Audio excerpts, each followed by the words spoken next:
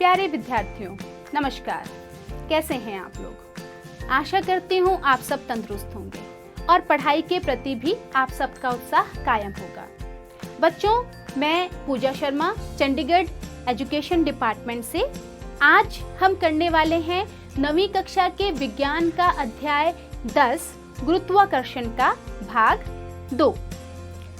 चलिए बच्चों, देखते हैं कि भाग 1 में हम पहले क्या पढ़ चुके हैं। गुरुत्वाकर्षण, उसका सार्वत्रिक नियम, गुरुत्वीय त्वरण, वस्तुएं नीचे की तरफ ही क्यों आती हैं जब ऊपर से छोड़ी जाती हैं, और चंद्रमा की सतह पर वस्तु का भार और पृथ्वी की सतह पर वस्तु के भार की तुलना। चलिए बच्चों, अब हम देखते हैं कि इस अध्याय के इस भाग 2 में हम क्या पढ़ेंगे। प्रणोद व दाब, इसके प्रभाव, तरलों में दाब, उत्प्लावकता और आर्किमिडीज का सिद्धांत। बच्चों, इन सब के बारे में हम एक एक कर चर्चा करेंगे। तो सबसे पहले शुरू करते हैं प्रणोद और दाब के साथ।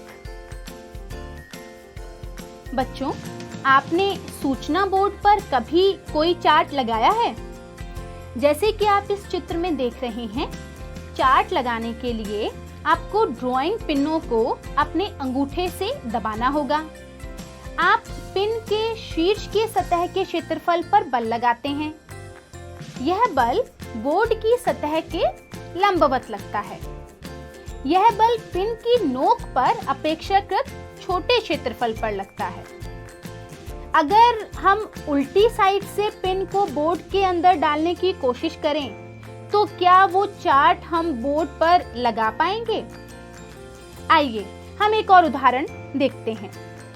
जब हम किसी ढीली रेत पर खड़े होते हैं तो हमारे पैर रेत में गहरे धंस जाते हैं, लेकिन यदि हम लेट जाएं तो हम देखते हैं कि हमारा शरीर रेत में पहले जितना नहीं धंसता। दोनों ही अवस्थाओं में रेत पर लगने वाला बल हमारे शरीर का भार है।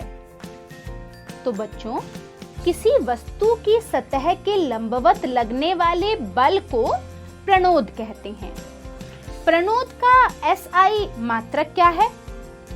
बच्चों, प्रणोद वास्तव में साधारण बल ही है, इसलिए इसका मात्रक भी बल का मात्रक अर्थात न्यूटन है। आइए बच्चों, अब हम देखते हैं कि दाब किसे कहते हैं। आपको कुछ उदाहरणों से हम समझाते हैं कि दाब क्या होता है। एक पेंसिल लीजिए और उसे अपने अंगूठे और पहली उंगली के बीच में रखें। पेंसिल का नुकीला सिरा आपकी पहली उंगली की ओर है और दूसरा सिरा अंगूठे की ओर है। अब पेंसिल के दोनों सिरों पर कुछ समय के लिए एक समान बल लगाएं। पेंसिल को छोड़ने के बाद अपनी उंगलियों को देखो। हम देखते हैं कि दोनों उंगलियों के ऊपर गहराई का निशान है, लेकिन आपकी पहली उंगली पर अंगूठे से कुछ ज्यादा गहराई का निशान दिखाई देता है। तो बच्चों, यह क्यों हुआ? आइए, इसके उत्तर से पहले हम एक पिछले वाले उदाहरण की बात करते हैं। जब हम ढीली रेत पर खड़े थे तो ये बल जो आपके शरीर का भार था, आपके पैरों के क्षेत्रफल के बराबर क्षेत्रफल पर लग रहा था। लेकिन जब आप लेट जाते हैं तो वही बल आपके पूरे शरीर के संपर्क क्षेत्रफल के बराबर क्षेत्रफल पर लगता है, जो कि आपके पैरों के क्षेत्रफल से अधिक है। इस प्रकार भिन्न भिन्न क्षेत्रफल पर समान बल का परिमाण का प्रभाव भी भिन्न भिन्न होता है। बच्चों, हम देख सकते हैं कि दोनों ही स्थितियों में प्रणोद या बल एक समान है, लेकिन उसके प्रभाव अलग अलग हैं। इसलिए प्रणोद का प्रभाव उस क्षेत्रफल पर निर्भर करता है जिस पर वह क्रिया करता है। रेत पर प्रणोद का प्रभाव लेटे हुए की अपेक्षा खड़े होने की स्थिति में अधिक है। अतः बच्चों, प्रति एकांक क्षेत्रफल पर लगने वाले प्रणोद को दाब कहते हैं।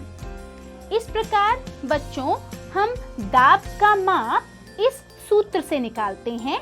दाब बराबर प्रणोद बटा क्षेत्रफल, P pressure is equals to F बटा A फोर्स बटा एरिया।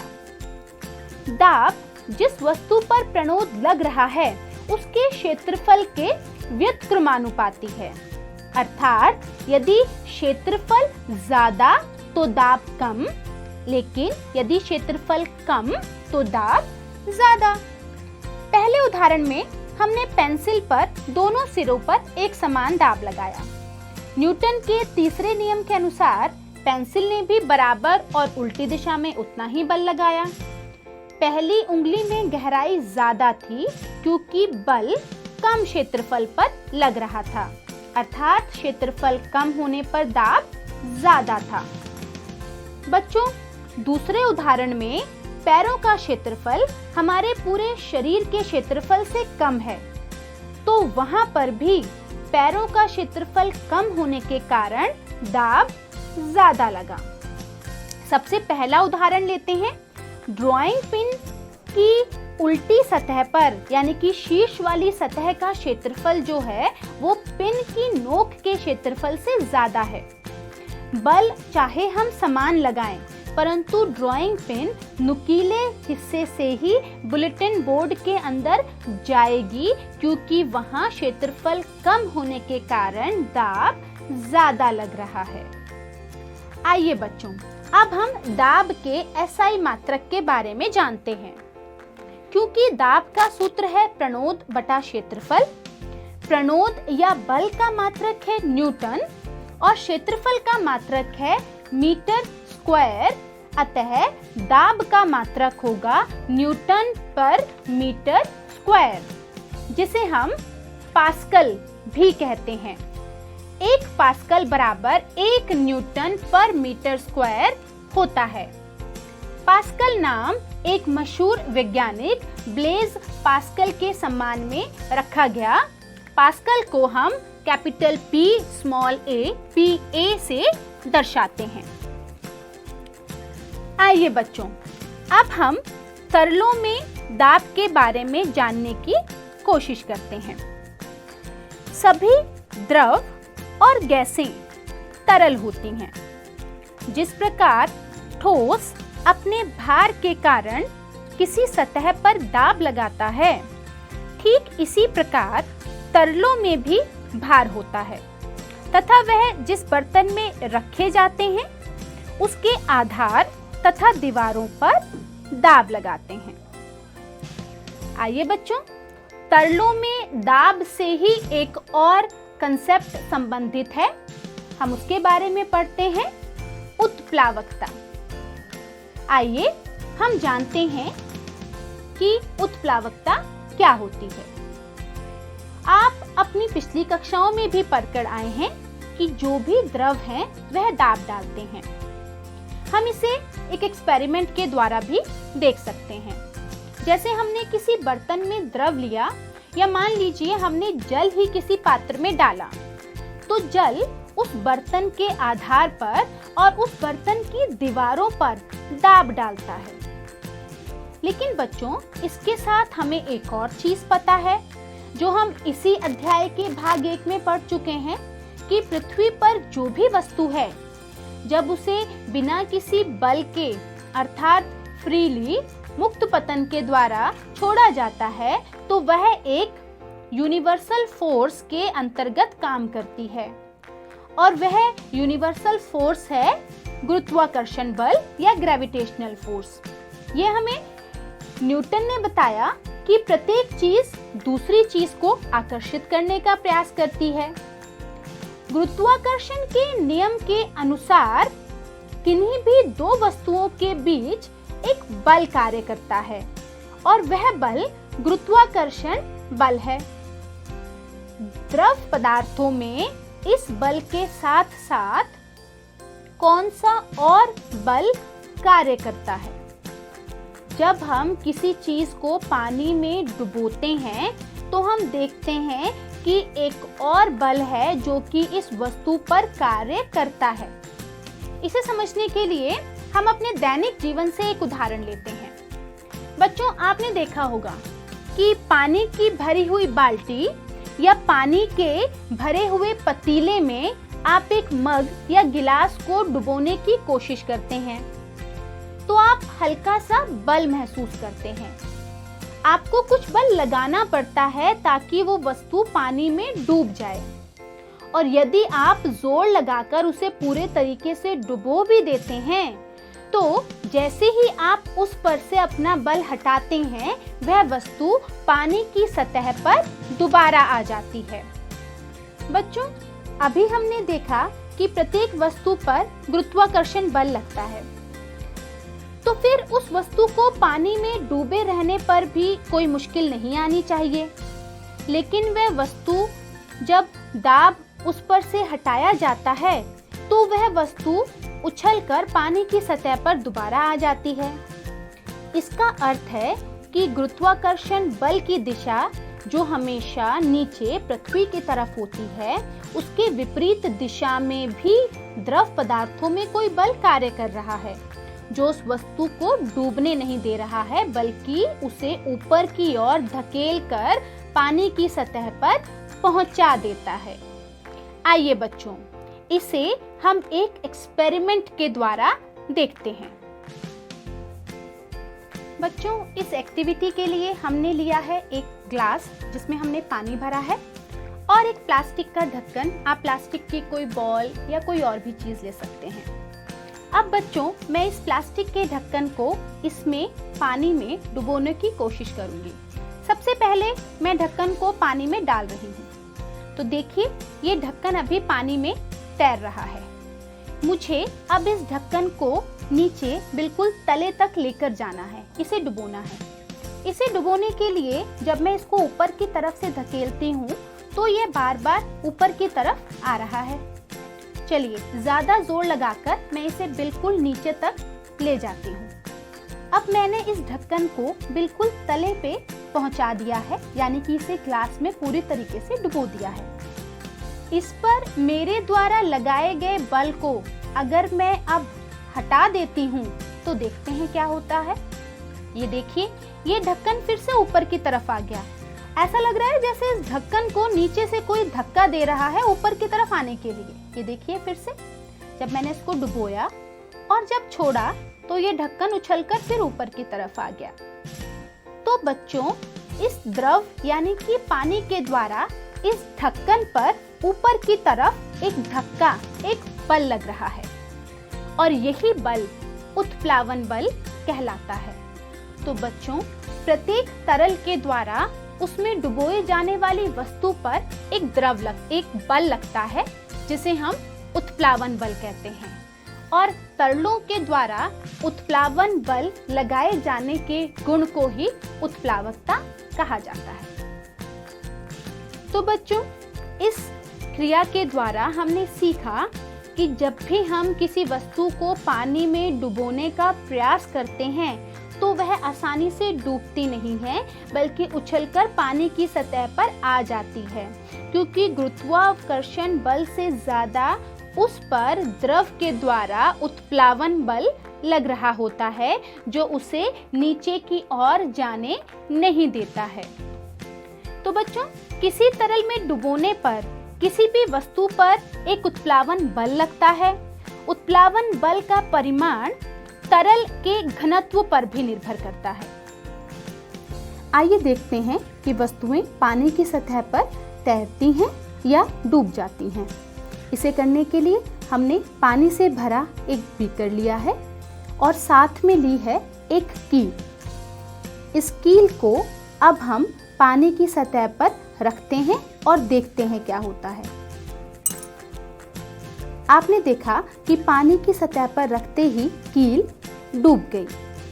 अब कील के द्रव्यमान जितना ही एक लकड़ी का टुकड़ा या कॉर्क लेते हैं और इसे भी हम पानी की सतह पर रखते हैं और देखते हैं क्या होता है। आप देख रहे हैं कि लकड़ी का टुकड़ा पानी की सतह पर तैर रहा है।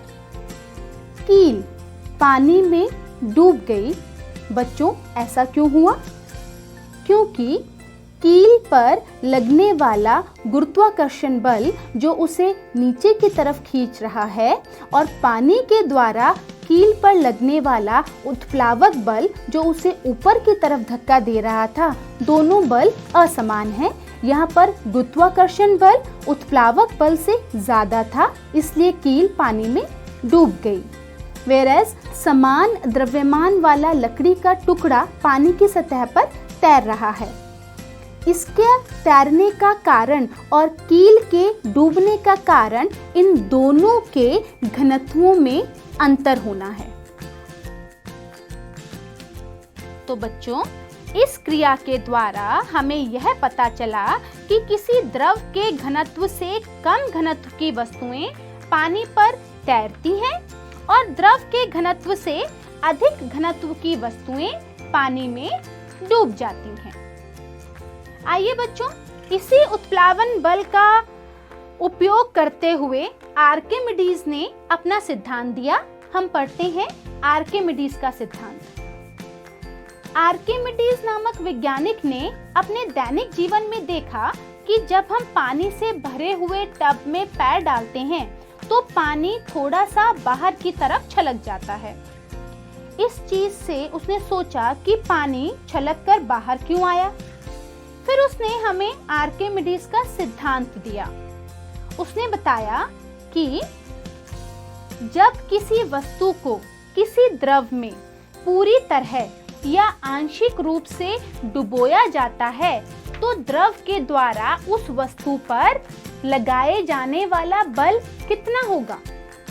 वह बल उतना ही होगा जितना वस्तु उस द्रव को विस्थापित कर रही है। उस विस्थापित द्रव के भार के बराबर ही उस वस्तु पर उत्प्लावन बल लग रहा होगा।